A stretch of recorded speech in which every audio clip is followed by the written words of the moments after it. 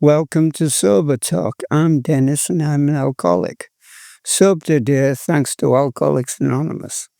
If you or anyone you know is struggling with alcohol, please call Alcoholics Anonymous on 1300 222222 or visit their website at aa.org.au. I'll just run through the preamble of Alcoholics Anonymous. Alcoholics Anonymous is a fellowship of people who share their experience, strength, and hope with each other, that they may solve their common problems and help others to recover from alcoholism. The only requirement for membership is a desire to stop drinking. There are no dues or fees for a membership. We are self-supporting through our own contributions. It is not allied with any sect, denomination, politics, organization or institution, does not wish to engage in any controversy, neither endorses or opposes any causes. Our primary purpose is to stay sober and help other alcoholics achieve sobriety. Now, I'd like to introduce our speaker tonight, who's Eddie. To you, Eddie. Thanks for the... Thank you, Daya. And thank you, Jody, for reading that out. When Jody was reading that, in forgiving, we're forgiven. I love the St. Francis of Assisi prayer because I think it's the solution to all my problems, because self is my problem and how to overcome self. I remember my father said to me, he said, I never knew, I brought up in a family that was quite religious, and I knew about faith. I knew what the word meant and I knew about hope, but I had no idea what charity was all about. And my father used to say to me, charity begins at home, but it doesn't stay there. And my interpretation, that was to bring half the pub home at night time. That's what I thought charity was all about. I thought I was a really nice guy, by doing this. I couldn't see the effect that I was having on other people because I was full of self. I also was full of anger as well. And that's why AA suggested that resentment is the number one offender. And I had no idea what resentment was when I came into the fellowship. I knew what it felt like, but I couldn't identify it. I just didn't know that I was full of resentment. And anybody who's full of resentment cannot be happy because they can't find peace. I was in conflict with everything. I was in conflict with me, conflict with my family, and conflict with everything. And that was as a child. Even as a child, I was like that. I had really a problem listening. Even at school, I'd be sitting in the classroom and I'd be somewhere else.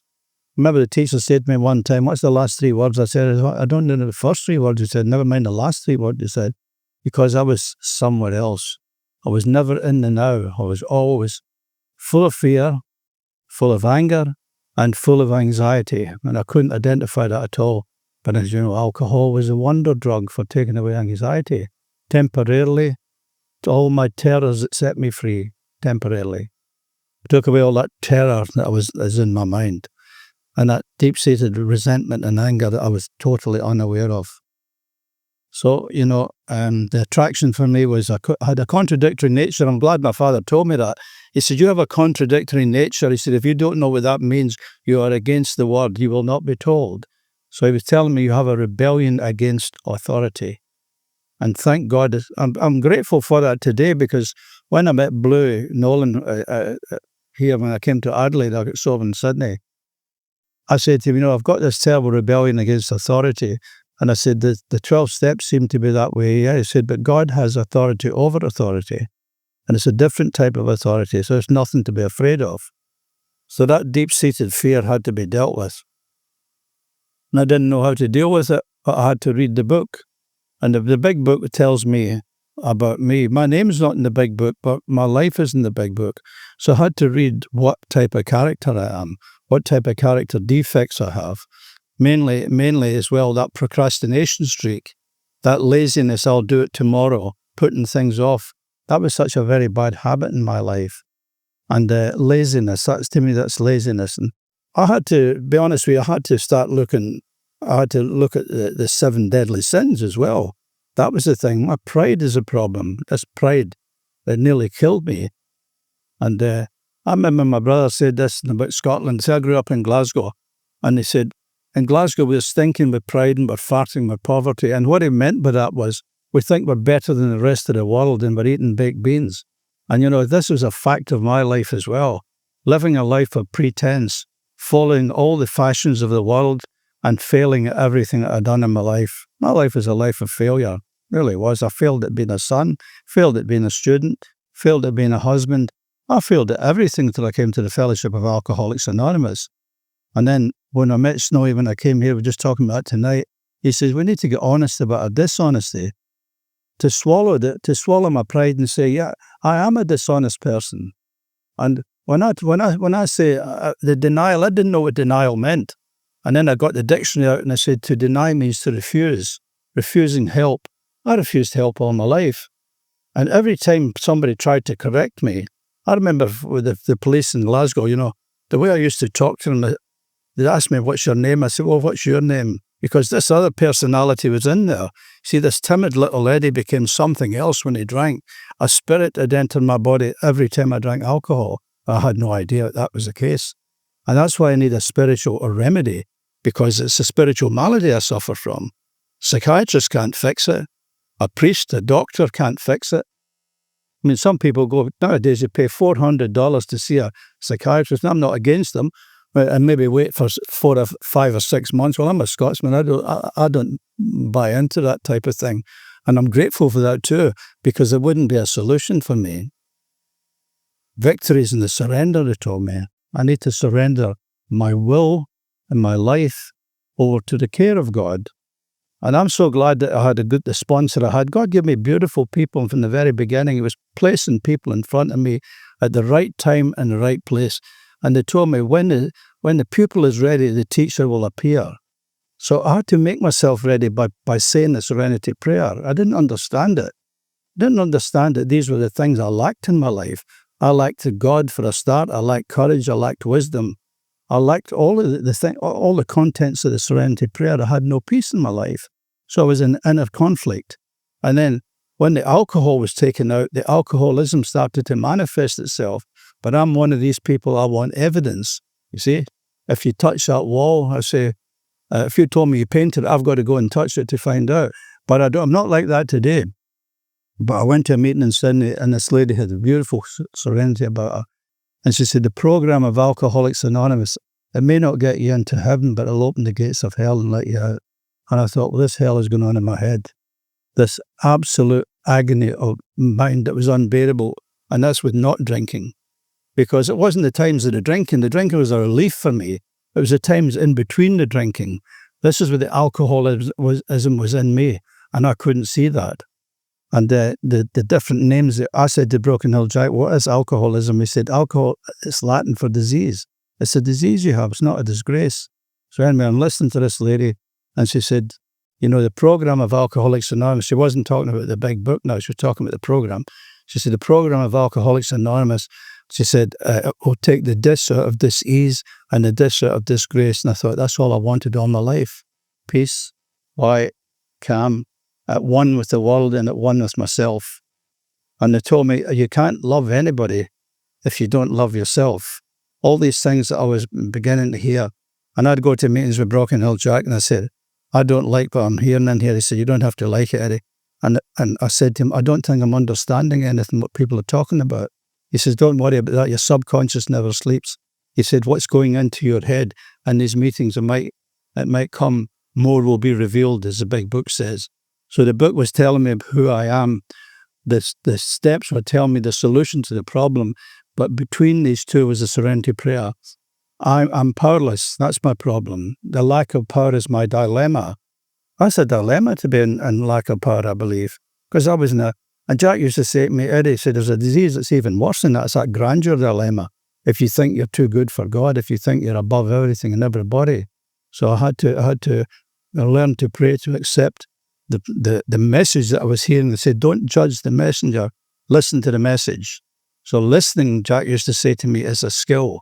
And he said, if you ever develop it, he said, it's one of the most beautiful things in life. He says, you'll learn to listen to God. You'll learn to listen to real wisdom. I said to him, what have you got to tell me about wisdom, Jack? He said, there's 2 types. You can have wisdom of age, or you can have the wisdom of God. But he said, you need to ask for it.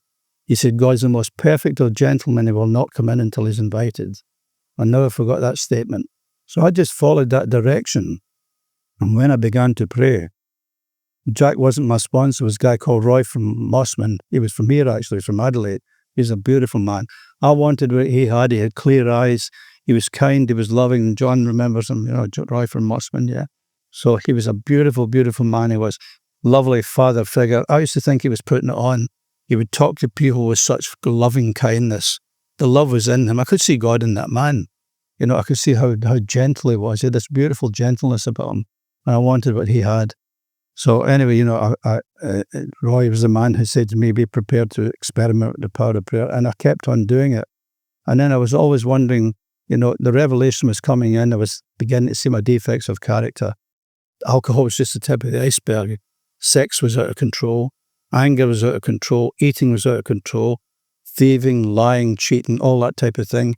I was in a degenerative state I was when I came into the fellowship. Hating the world and getting nothing for it, and hating self. It's a terrible thing to hate self, isn't it, really, So I was hating myself. And I saw this man who loved himself. When I was drinking, I was in love with myself. I used to look in the mirror all the time and say, look at this guy here, madness. I remember one time I was looking at 6 mirrors and this girl says to me, you missed one there, there's one over there. It's just obsessed, self-obsession. And I didn't understand there's a big difference between love of self and self-love. I had to get that one clear by prayer. I had to ask God for everything in my life. And I had to learn about what humility was really all about, that humility is truth. The reason I didn't like the meetings was because I was hearing the truth about myself. I didn't want to know myself. I thought, surely, well, maybe I'm an alcoholic. I drink. Now I stop drinking, things will get back on track. But that's, again, it gets to the point for me, it was just the tip of the iceberg. I had to, first of all, admit, accept, and act upon what I was hearing in the fellowship. And they told me, if you spot it, you've got it. So if I've got a defect of character, if I don't like something about somebody, they're not the problem. I am the problem because I have a problem with acceptance. I'm not accepting that person, place, or situation as it's meant to be for the moment. So things come in my life that make a challenge in my life because it forces me to look at myself and to go to the higher power. Because when I start realizing my powerlessness, anyway, I said to my sponsor, I said, I wanted to get through these steps as quick as I could. That's what I've done all my life. Let's get it out the way. Get it out the way and it'll all be done and dusted. So anyway, I started practicing the first step every day of my life, and I still do that today. I admit I'm powerless. I have an unmanageable life. So coming along to the meetings for me, it was the power greater myself is not mentioned. There's God's not mentioned in the second step. As Jack Brennan pointed out, I didn't invent that. And I thought, that's so true. It's the group. I need to learn from the group of members of AA.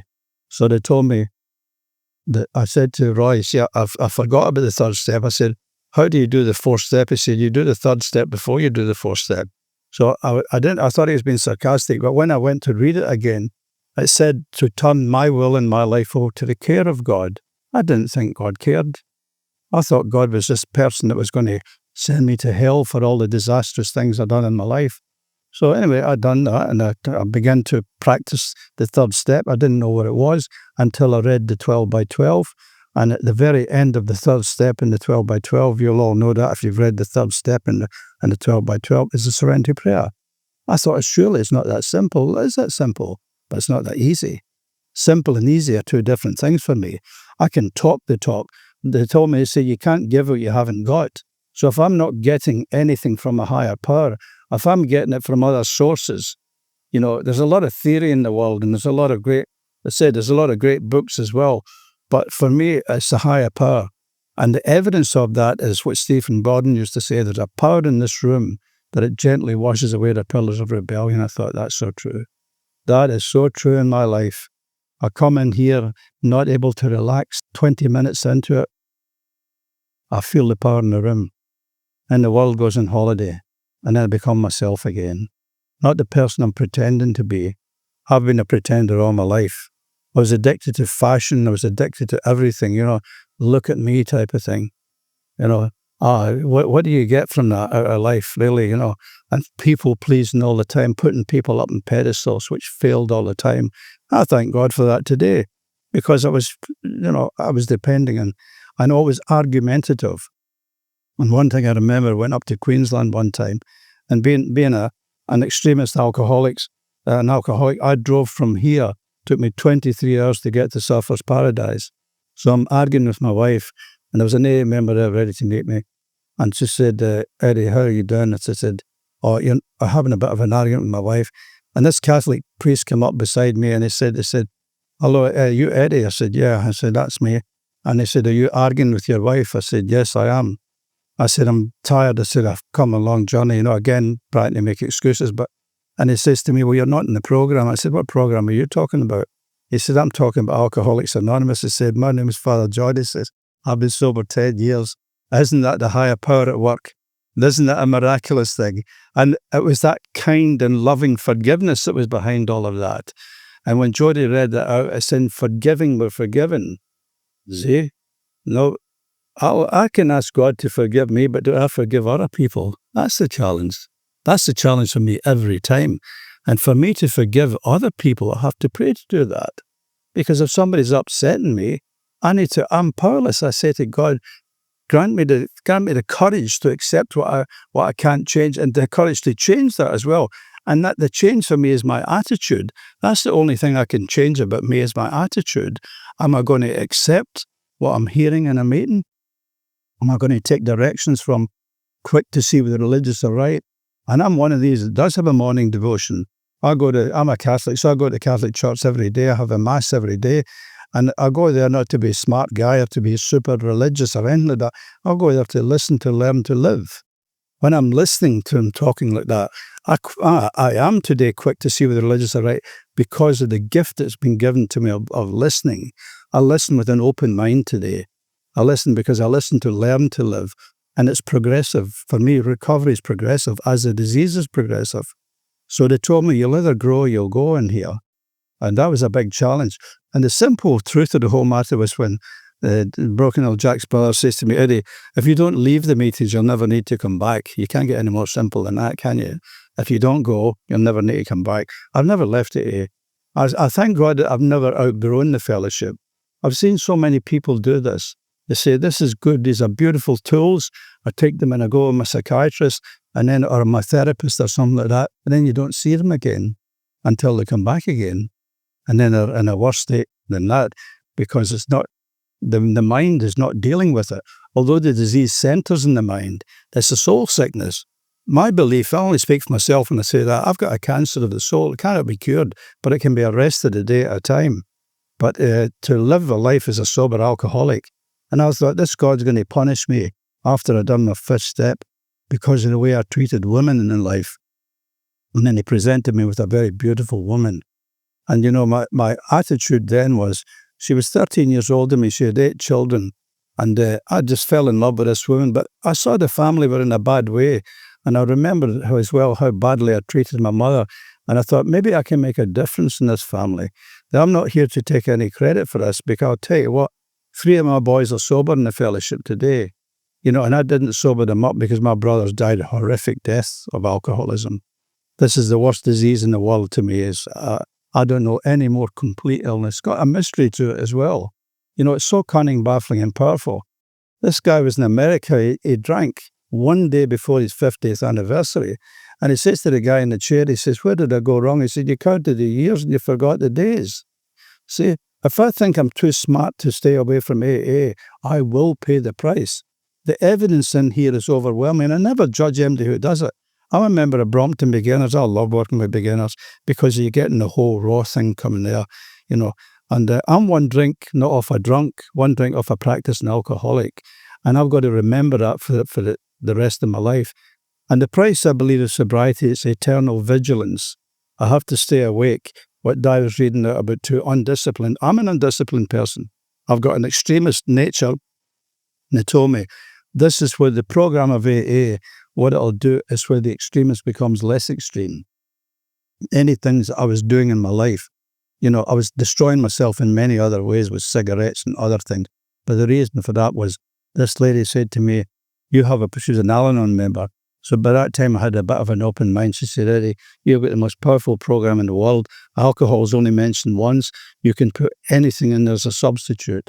I couldn't stop smoking. So what I did was I said, I am powerless over smoking. I went to a Catholic priest and I said to him, I can't stop smoking, Clara. And he says, well, you're an alcoholic, Eddie. He said, you have to do what you did with your drinking. It's the first one does the damage. I said, I'm trying to cut it down. He said, no, in your case, you need to cut it out. That's what you need to do. And how do I do that? Through prayer and meditation. Anyway, I've spoken a long time, and thanks for listening to me. Thank you. AA has more than 2 million recovering alcoholics throughout the world. In Australia, there are about 18,000 members. They meet in over 2,000 local meetings spread around the country. Meetings range in size from a handful in some areas to hundreds or more in larger communities. And once again, if anyone you know is struggling with alcohol issues, please call Alcoholics Anonymous in 1300 222222 or visit their website on aa.org.au.